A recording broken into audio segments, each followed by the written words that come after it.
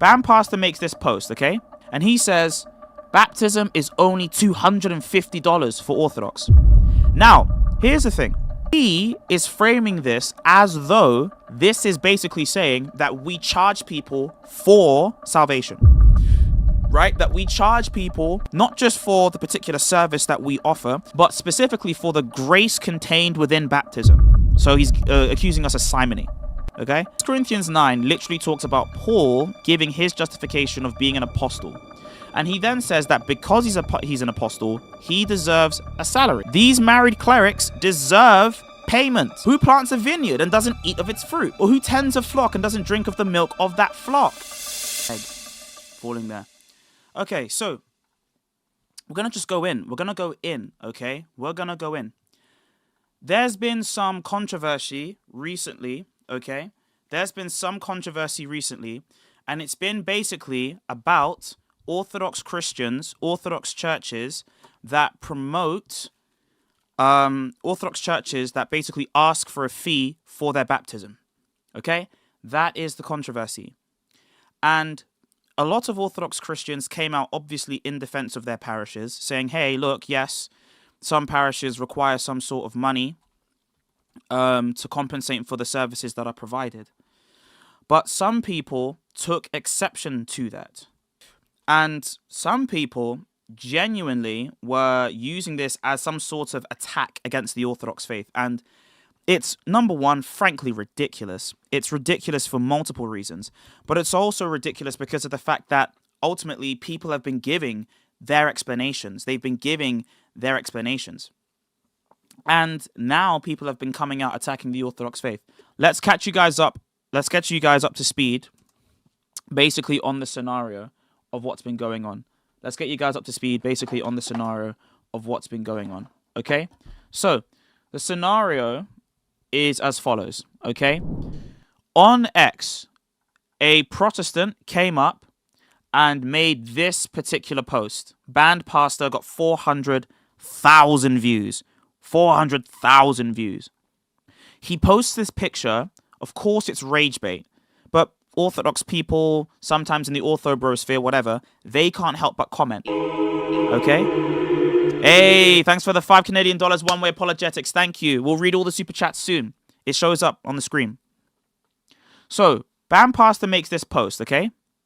And he says, baptism is only $250 for Orthodox. Now, here's the thing. He is framing this as though this is basically saying that we charge people for salvation. Right? That we charge people not just for the particular service that we offer, but specifically for the grace contained within baptism. So he's accusing us of simony. Okay? He's accusing us of simony. And of course, Orthodox people came out and they were like, sorry, just applying my my cocoa butter here. Okay? Orthodox people came out and they were like, hold on. I've never paid for baptism. I've never paid. Right? So the situation essentially was this guy, he was lying about baptism. He was like, Orthodox Christians have to pay for their baptisms. They have to pay for salvation because they believe water baptism saves them. So they have to pay for salvation. And we were all like, huh? Right? We were like, what? There's no way that we actually have to do that, right? There's no way we actually do that. He's like, nah, look, bro, baptism fee. Baptism fee. And I said, there's no way that this is real. Because clearly, he's never actually had an Orthodox Christian explain to him what happens within baptism, right? So I just comment under the post, cheeky little comment, get 17,000 views. It says, I was baptized for free, sacraments are free. Okay? I just tweeted under it. I said, look, I was baptized for free, sacraments are free. I don't think there's a single person in chat that actually paid for their baptism. Then a deacon, a literal Orthodox deacon, commented under my post. Shout out to Father Dorotheo. He literally says, did 6 baptisms last Saturday. I didn't get anything besides happiness. This is an actual Greek Orthodox deacon, by the way. He's like, bro, I've never charged anyone for a baptism. I don't know what this guy's talking about. Right? Anyway, The posts are going crazy on the net. Crazy, crazy, crazy, crazy, crazy, crazy, crazy. Guys are saying whatever they want. They're literally saying whatever they want. And they're saying, oh, we charge for baptisms. We do this, we do that, we do this, we do that. I'm thinking, what the hell is going on? Right? What the hell is going on? Every single person is out here saying that the Orthodox Church is charging for grace and blah, blah, blah, blah, blah. And I'm like, bro, there are so many things that go into the particular service. Right? So many things. He's like, no, I don't care. So now we have to address it. Okay? Now we have to address it. So, let's break down the actual costs, right? Somebody then quote tweeted a picture of an Orthodox parish, right? He quote tweeted a picture of an Orthodox parish. And the picture of the Orthodox parish basically looks something along the lines of, I don't know if it's in my replies. People start posting this church. So they dox this church, right? They dox this church, St. George in Rose Bay, okay, under the EP. And they're like, hey, see, look at this guy. This guy charges for baptism. And we're like, what? What? And then I decided, you know what I'm going to do? I'm actually going to join the site. I'm going to literally take a link to the website and I'm going to break down all of the costs and actually explain to you, like you guys are children, exactly why they charge this much. Now, do I agree that some people overprice the requirements to upkeep their parishes? Yes, absolutely. But paying for the particular service is not wrong, and it isn't simony. And there's scriptural basis for it too. There's ecclesiastical basis for it too. Now, when I say that they dox the parish, of course, this is a public thing. But when I say that they've doxed it, what I particularly mean is that they've brought it unwarranted attention to bring this particular thing into disrepute. And that's usually what people mean when they say that they dox. Like if you post your wife on Facebook, you didn't dox your wife if you just reveal his wife to other people on the internet. You just bring her unwanted attention, okay? Now, this is important. Hold on, let me just send this to myself, okay? / hidden fees, okay? So these are the fees. Now, notice it does not say you're paying for the sacrament. This is if you somehow go on your phone and you search this up. You're paying for the service. Now, we also know that when it comes to the church speaking, the apostles also required compensation for their services too. So let's just look at the price here, okay? Keep everything in perspective. Number one, you have a church contribution or priest gratuity. Okay, it's a gratuity fee, which can be waived, obviously, okay? Then you have the chanter fee per chanter. So if you had one guy chanting, one priest, an altar assistant that will help to assist the actual service taking place whilst the priest is praying, you then have the baptismal certificate from the archdiocese. All of that will come to around 1,000, okay? That's all it comes up to. Now let's break this down. The priest in question doesn't get paid.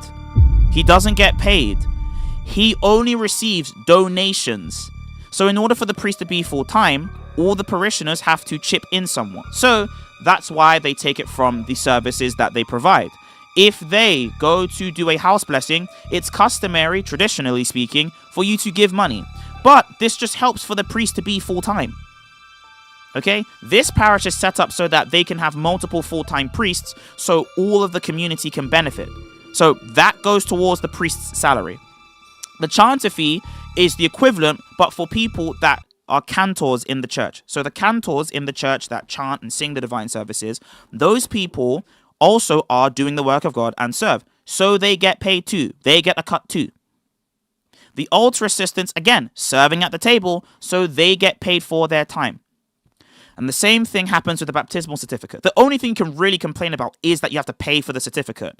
But that's official documentation, the same way that you would have to pay for a marriage license in any other country. We're an official institution, we're an official charity, so we officially have these particular certificates that can work in a court of law as well.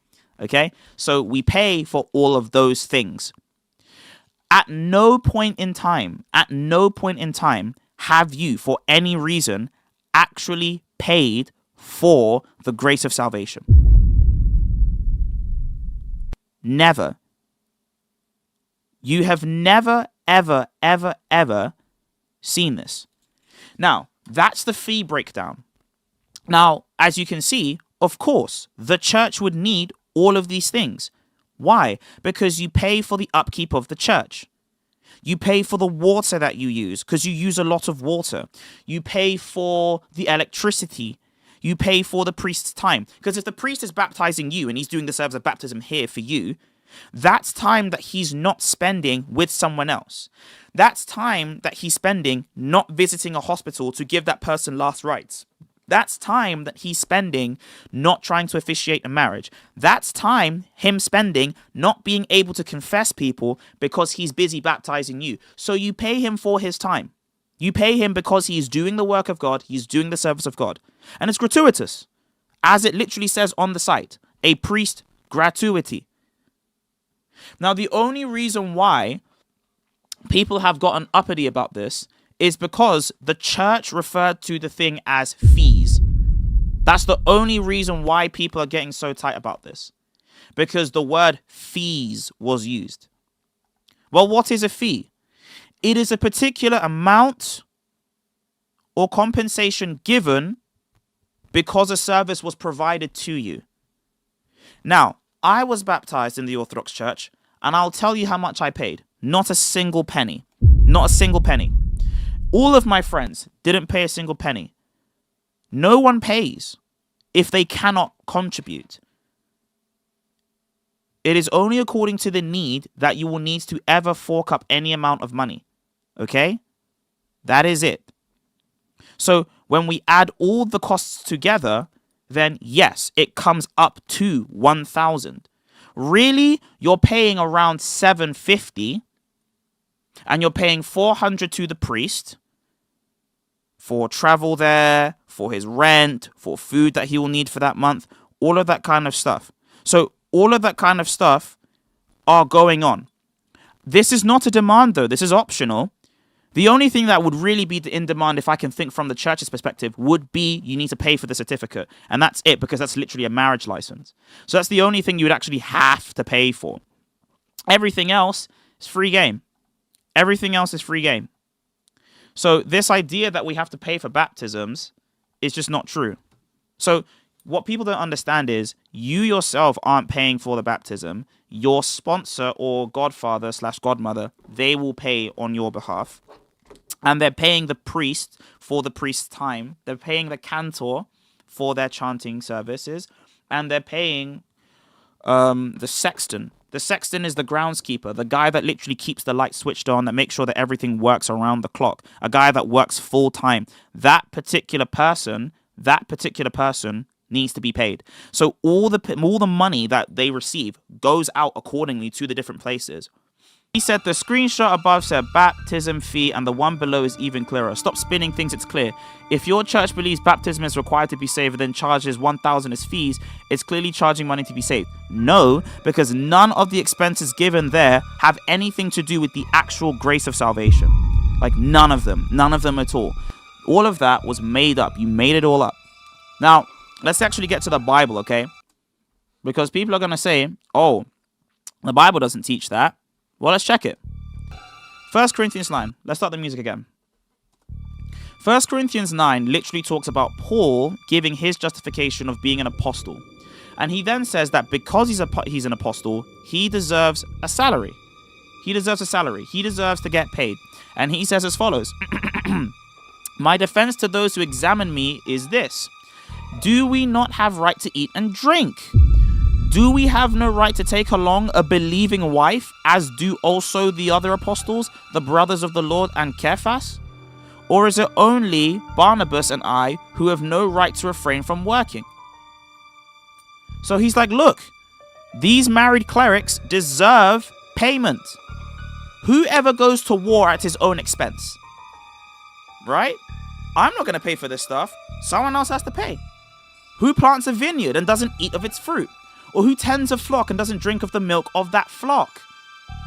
Do I say these things as a mere man? Or does not the law say the same thing as well? Because it's written in the law of Moses, you shall not muzzle an ox while it treads out the grain. Is it oxen God's concerned about? Or does he say it altogether for our sakes? For our sakes, no doubt, this is written, that he who plows should plow in hope, and he who threshes in hope should be partaker of his hope.